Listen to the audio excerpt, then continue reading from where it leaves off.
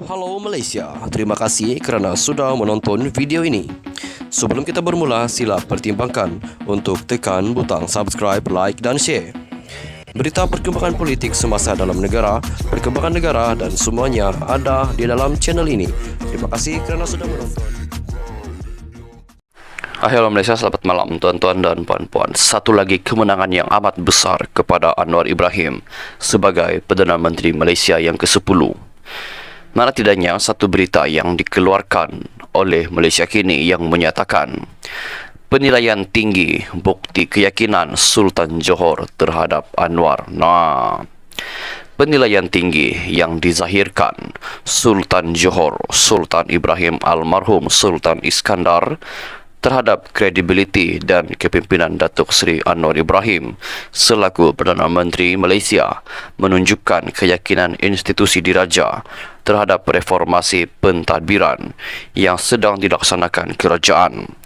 Penganalisis politik daripada Pusat Perdana Fakulti Razak Universiti Teknologi Malaysia UiTM Kuala Lumpur, Dr. Mazlan Ali berpandangan penilaian oleh Sultan Ibrahim itu pastinya dibuat berdasarkan pengalaman lalu baginda serta situasi semasa hubungan kerajaan persekutuan dan negeri khususnya Johor berbanding sebelum ini.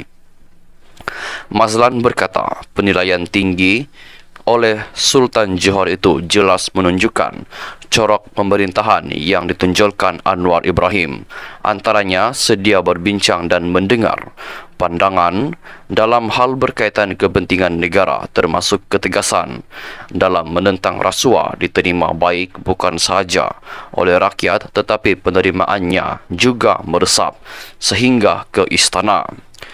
Penzahiran oleh Tuanku Sultan Ibrahim ini pastinya berdasarkan kepada sifat tuanku sebagai ketua negeri dan sultan bagi negeri Johor yang secara umumnya berperanan di dalam sistem federalisme, iaitu hubungan di antara persekutuan dengan negeri.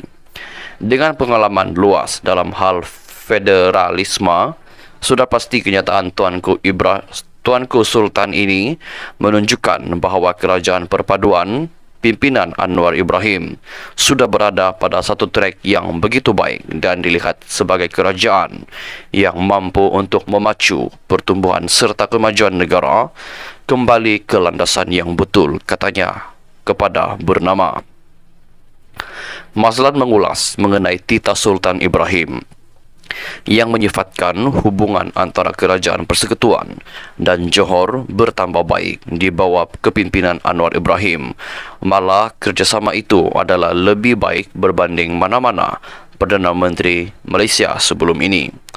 Sultan Ibrahim menerusi temu bual dengan sebuah akhbar tempatan semalam juga dipetik sebagai bertitah bahawa kerajaan perpaduan membersihkan amalan rasuah yang disifatkan sebagai kanser yang perlu disingkirkan tanpa mengira sesiapa pun. Mengulas lanjut pensyarakanan Fakulti Teknologi dan Informatik Razak itu berkata penzahiran oleh Sultan Johor itu juga mungkin mengambil kira peluang dan kesan baik dari sudut perdagangan dan ekonomi kepada negeri Johor, kesan hubungan baik kerajaan persekutuan dan negeri yang terbina itu.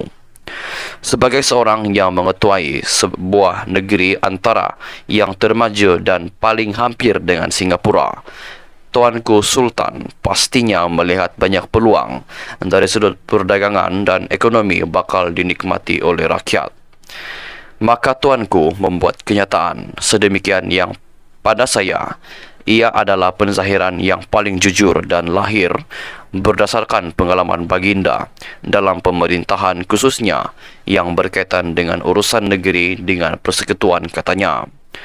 Berhubung kenyataan yang mahu kerajaan perpaduan membersihkan perlakuan rasuah tanpa mengira sesiapa, Mazlan berkata ia adalah atas keyakinan baginda terhadap keazaman dan konsisten Anwar Ibrahim melakukan reformasi dan menentang rasuah sejak sekian lama.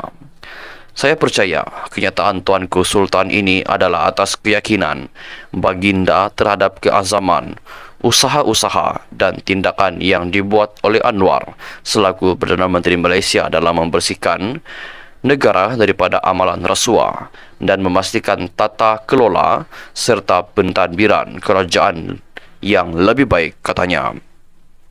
Sementara itu, penganalisis politik dari University Science Malaysia USM, Profesor Dr. Siva Murugan Pandian pula berkata penghargaan disairkan Sultan Johor kepada Perdana Menteri ke-10 itu memberi isyarat jelas bahawa kerajaan perpaduan yang diterajui oleh Anwar Ibrahim sedang bergerak ke arah kestabilan politik dan pentadbiran yang dihasratkan rakyat.